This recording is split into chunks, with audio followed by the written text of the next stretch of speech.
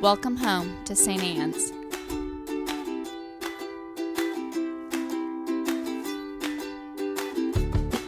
We want you to know that you're welcome to join us at 10 a.m. on Sundays. Please be sure to hit subscribe to receive our sermons. We can't wait to meet you. It is beautiful, nonetheless. So I'm so glad that we're all here today.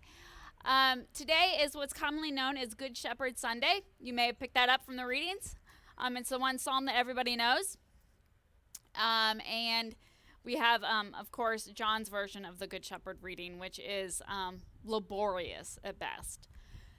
But that's how John works. John just likes to talk in circles. So what do we do with this reading? Because this is maybe an image that may not speak to all of us necessarily. And certainly, being in Missouri, we are in an agricultural area, but we don't have all that many sheep, and we certainly don't have traveling flocks of shepherds. So sometimes this image is something that we have to dig a little bit deeper into. And I want us to think a little bit more about it today, because I think it is an image that can speak to us very, very deeply and in a very powerful way if we're willing to take the time to dig into it. So let's take a minute to do that. So shepherds, it's a beautiful pastoral image, isn't it? I love sheep personally. I think they're adorable. It turns out, if you are somebody who takes care of sheep, they're way more obnoxious than I think that they are, because I think they're adorable and fluffy and cuddly. I mean, have you ever bottle fed a lamb? It is the most adorable, wonderful thing that you're ever going to do. But it turns out, if you're somebody who has to move herds around, sheep are not the most brilliant of creatures. And they have a tendency to go wandering off.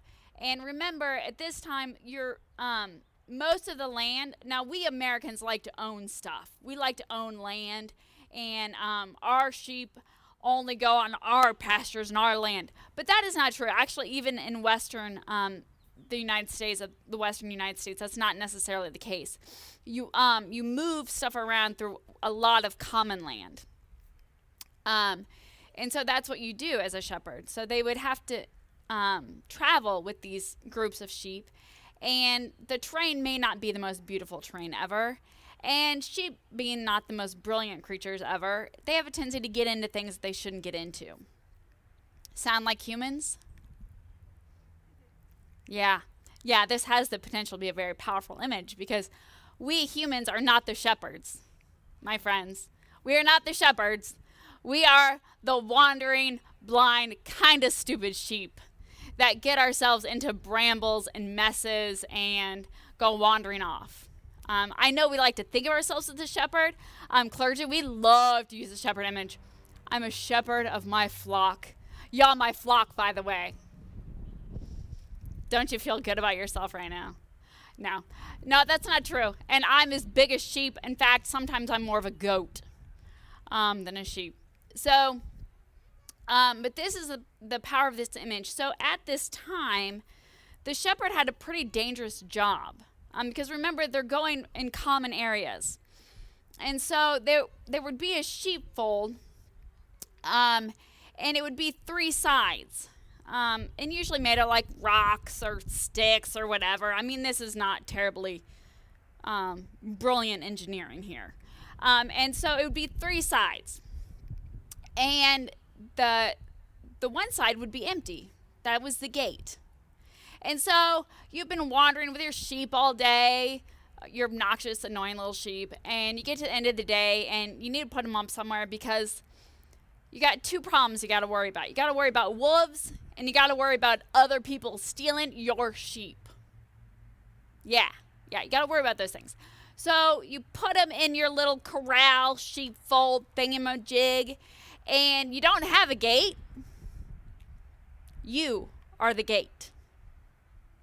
You are what stands between your sheep wandering away and somebody coming and stealing them, or some wolf breaking in. You're it. You are the gate. You're all that stands between what happens to your sheep and your sheep staying where they're supposed to be. That is a powerful image. And it's not one that we necessarily think about, because those of us who are farmers now, we have real gates. And we probably have cameras on some of those gates. We have all sorts of things in place that we don't necessarily have to sleep in the middle of the barnyard protecting our sheep. But at that time you did. So can you understand how this is such a powerful image of Jesus being this person? Of Jesus coming along with us, being a part of us, and not just leading us where we need to go and being our companion in a way, but actually laying down his life to be the barrier between all the evil that can happen to us and our stupid, idiotic ways of wandering off. Jesus, God is that barrier. God is that gate. The thing that prevents us from complete and utter chaos. The chaos that we commit ourselves and the evil and chaos that can occur to us. God is that gate. That's a very, very powerful image, I think, personally. And I want us to think about that because sometimes when we think of this pastoral image of this beautiful sheep and shepherd, it's so nice and cozy, isn't it? My cup runneth over. It's just wonderful and it's glorious and it's cozy and it's going to be awesome and fun. But not always. Being a Christian is not always glorious and fun. Have you read the book? Have you read it? It's not always fun and glorious. Have you lived it? It's not always fun and glorious. The shepherd is not about making us comfortable. It's not about life always being glorious. God's presence is not about it always being wonderful. It's about being there through all of it. When it's wonderful and pastoral and you're on the hillsides and it's great and the angels come and sing and tell you about Jesus being born, those great moments, and those horrible moments when you're stuck in the brambles and the wolves are circling and you're not sure if you can trust that person who's guiding you or if you can't. Are they here to steal the sheep or are they here to help the sheep? Who's had those moments in your life when you're not sure? You're not sure what you're doing. When you're wandering and chaos is all around you. God is there in that. God is your shepherd in that. God doesn't take it away, but God is there in that, and God protects us in that. And that is a powerful image, I think, personally. The other thing that I think is so very, very important, and I want to highlight it.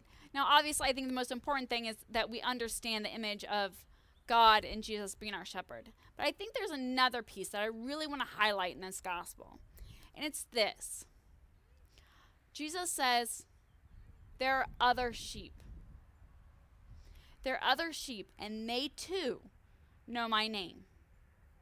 There is one flock, one shepherd. Now, we as Christians like to think that we have it all. Have you noticed that we splinter on everything and everyone has the right church? Like everybody. We all think that we're right. But here's the deal. Jesus says to us, no, you're about one small flock. We are but one small flock. And just as there are many, many sheep and many, many flocks, there are many, many ways that God speaks. We are not it. And we do not know who else is it. So when we have the urge to say, oh, Christianity is the right way, oh, the Episcopal Church is the right way, beware. We are but one flock. Because here's the deal. If God knows that you and I are individuals, and God speaks to us in all sorts of different ways, the way that God speaks to you is very different than the way God speaks to me, because guess what? We're different, and God created us differently. Do you suppose, just for a second, that the great shepherd speaks to other flocks in other ways? Yeah. I know we like to think that we're it, that we know it, that we have the answers, but we don't. And so when you have the urge to think that just Christianity is the right way, just the Episcopal Church is the right way, realize there is one flock. one flock, one shepherd. There are many, many different ways of speaking. God knows there are many, many different ways of speaking to many, many different types of people. And I think that's important for us to realize because we like to think we know it all. We like to think that we're the ones. And we are. God loves us. We are the ones. But guess what? So is everybody else. And that's really important.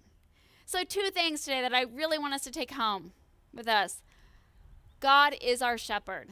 No matter what, no matter the chaos, no matter the glory, no matter what's going on in your life, your shepherd is with you, protecting you, with you, always, always, always, always.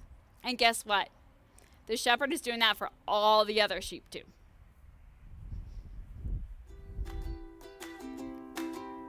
We want you to know that you're welcome to join us at 10 a.m. on Sundays. Please be sure to hit subscribe to receive our sermons. We can't wait to meet you.